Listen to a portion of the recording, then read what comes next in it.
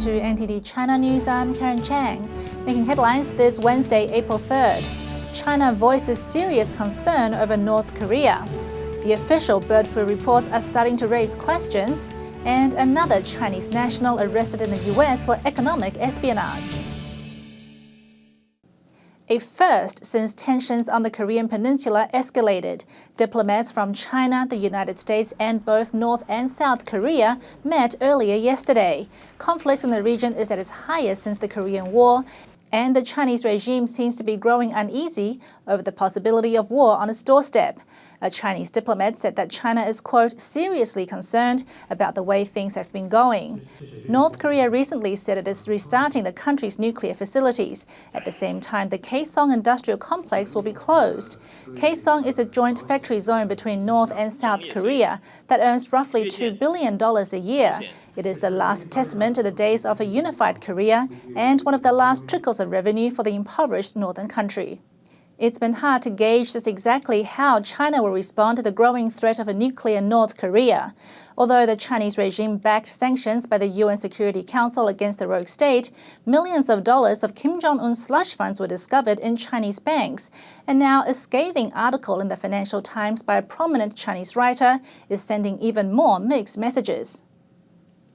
According to South Korean media, Chosun Ilbo, a prominent editor for a party journal in China, was dismissed from his post.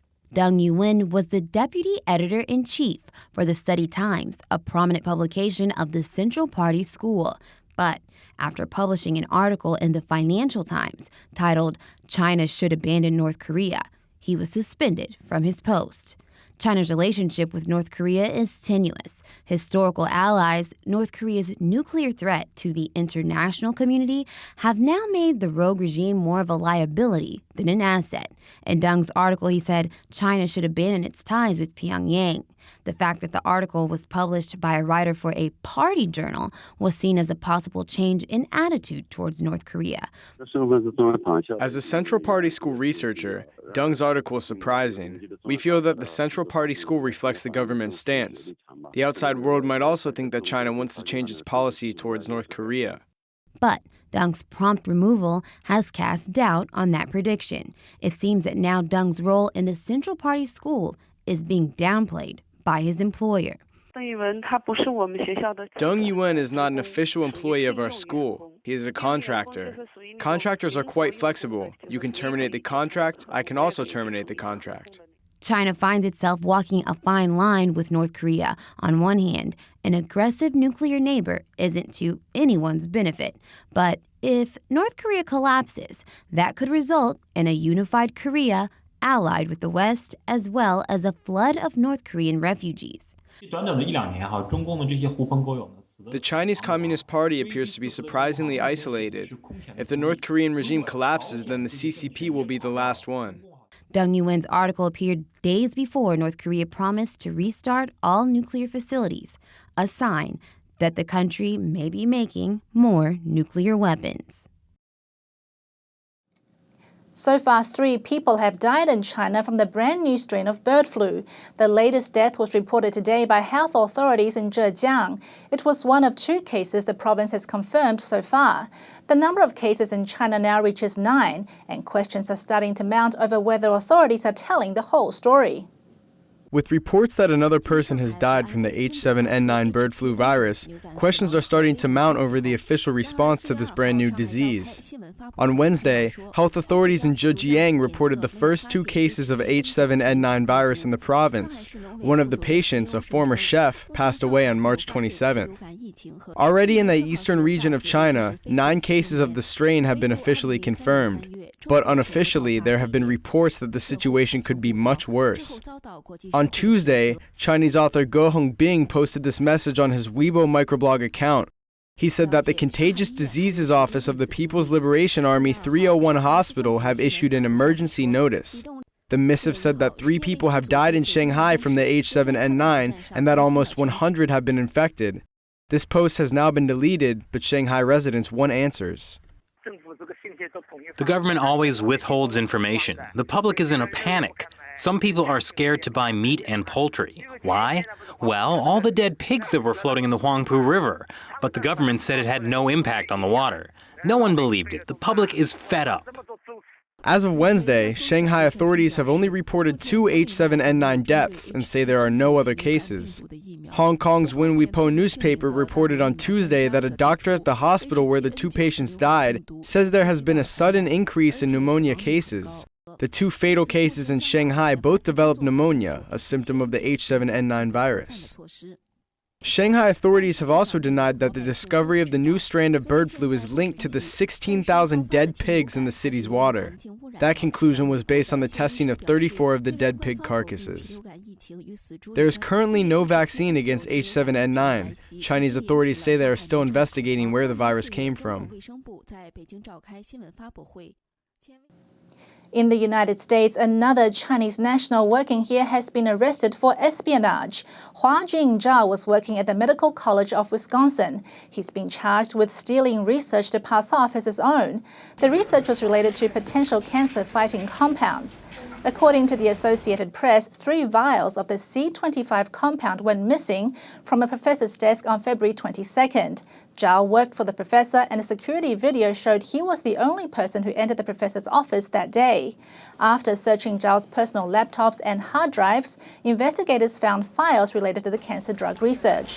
One file was an application to a foundation in China where Zhao claimed he discovered the C225 compound and wanted funding to continue researching.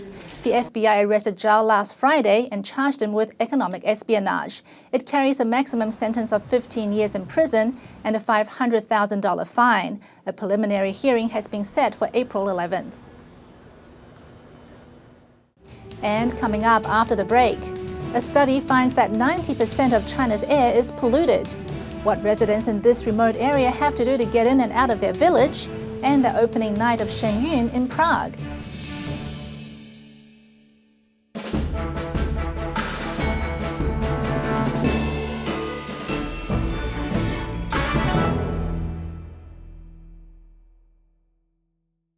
And welcome back. A village near Xi'an, the capital of China's Shaanxi province, chose its first leader through democratic elections on Sunday. The candidate put forward by the villagers themselves got more than 85% of the votes. The other candidate was the old village chief and was backed by the Communist Party.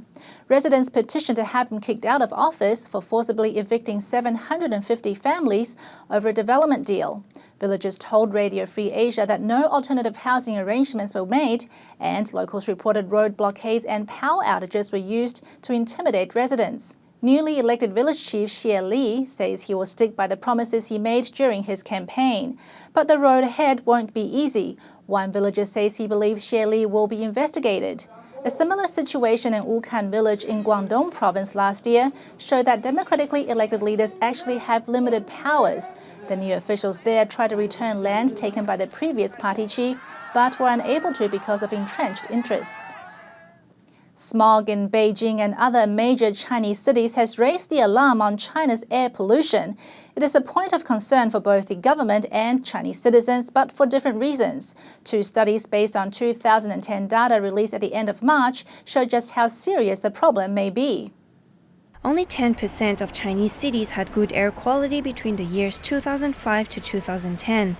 That's according to a study released by the Renmin University School of Environmental Studies on March 28. It examined 281 cities around China. More than 210 were labeled as heavily polluted, and almost another 40 cities were severely polluted.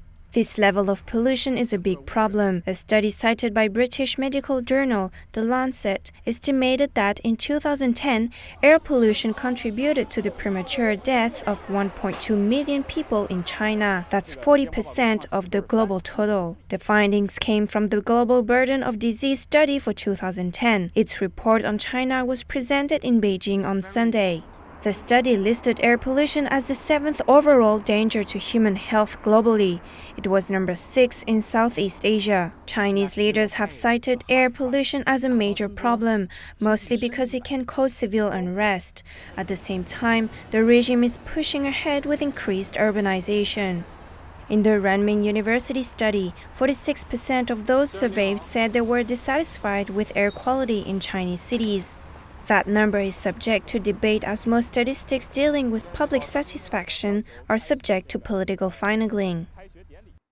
China leads the world in phosphate fertilizer production and last year produced 20 million tons of it.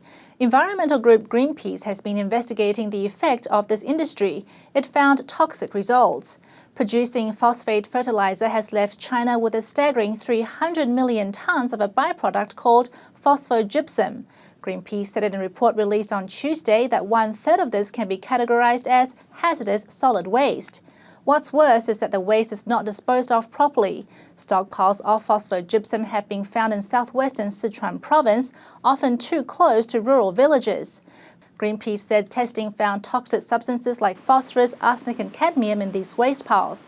Only 2 out of 6 waste heaps it examined were located at recommended distance from villages. This means the toxins from the fertilizer waste are leaking into water and soil, and that's bad news for villagers who grow crops nearby. Greenpeace says it wants the local authorities to take immediate action to control the pollutants and cut back on phosphate fertilizer production. China leads the world in phosphate fertilizer production and last year produced 20 million tons of it. Environmental group Greenpeace has been investigating the effect of this industry. It found toxic results. Producing phosphate fertilizer has left China with a staggering 300 million tons of a byproduct called phosphogypsum. Greenpeace said in a report released on Tuesday that 1/3 of this can be categorized as hazardous solid waste.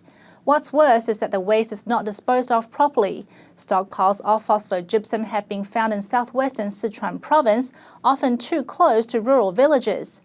Greenpeace said testing found toxic substances like phosphorus, arsenic and cadmium in these waste piles.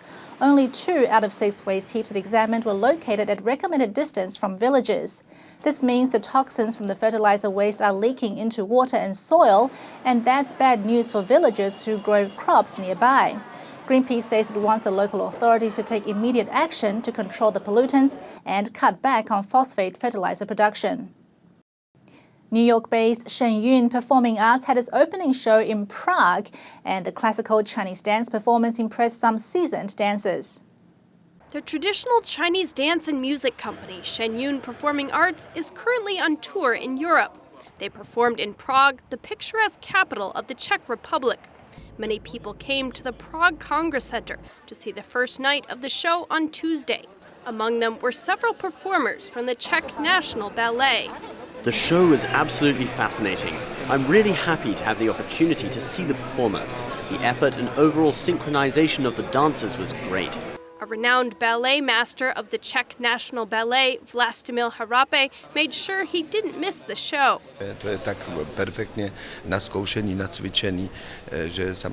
The show is so perfectly trained that looking at it from the professional angle, it's flawless.